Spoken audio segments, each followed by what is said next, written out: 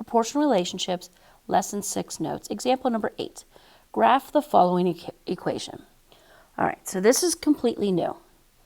This equation is written in slope-intercept form. This equation is in slope-intercept form. Okay, y equals mx plus b. In order to graph, I need two things. I need to know the slope, and I need to know the y-intercept. I need to know the slope, and I need to know the y-intercept. Well, the slope is in front of x. So my slope is 1/3.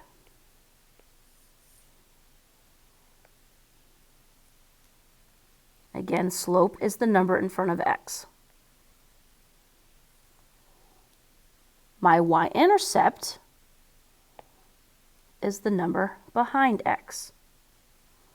So my y-intercept is -2. Okay, now to use this information to graph, we start with the y-intercept. Okay, we start with the y-intercept.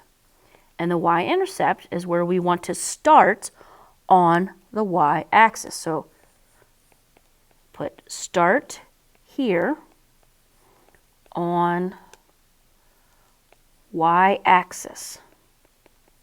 So we're going to go to -2 on the y-axis.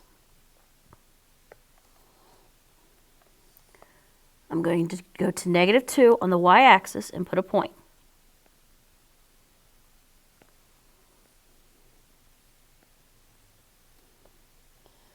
Okay, so I start there, and then I use my slope.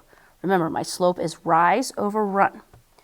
Okay, my slope is positive, so I know my line will be going upward. And what you do is I'm going to rise 1, and I'm going to run 3. In other words, I'm going to go from the point that I already drew. From the point I already drew, I'm going to go up 1 over 3. Oops. So from this point right here, I'm going to go up 1 over 3. And then from that point, I'm going to go up 1 over 3. Don't draw these lines, but notice how it's up 1 over 3, up 1 over 3.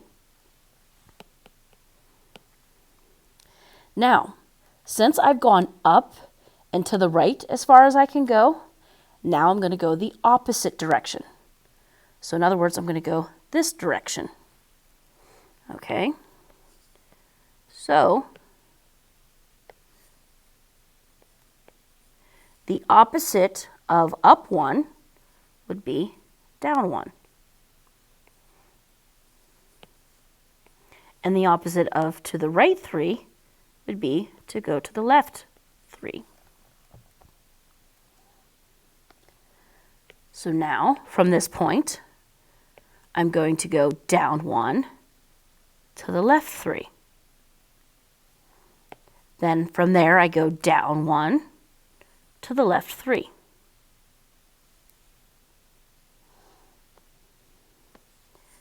Now I need to make sure my dots are more centered. That one's good. That one is good. This one not so much.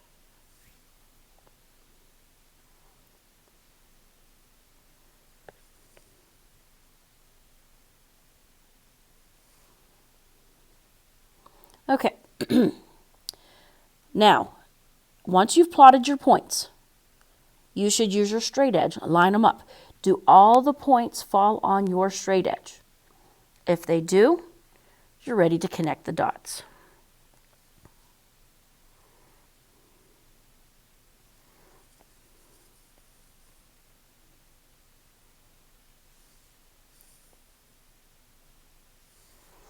All my points fell on the straight edge, so I connect the dots using, now I obviously can't use the straight edge because I'm using Notability, but I do have my straight line. All those points fall on my straight line.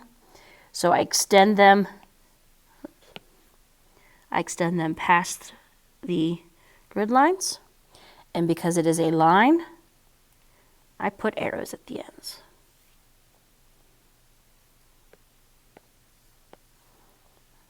And that is how you use the slope-intercept form to graph an equation. Now, if you got really confused in example 8, do not worry, okay? Do not worry. Is there a question like this on the homework? Yes. But will I walk you through it? Yes. And after we do the worksheet on this lesson, we're going to do an entire worksheet of just problems like example 8. I do it completely with you. I walk you through each problem, and by the time we're done with those 10, trust me, you will have a better understanding of what to do. So again, if you are still kind of confused on example 8, don't worry. We're going to be doing lots and lots more of these until you understand. Okay, that is it for the proportional relationships notes. If you have any questions at all on example 8 or the rest of the notes, please do not hesitate to ask.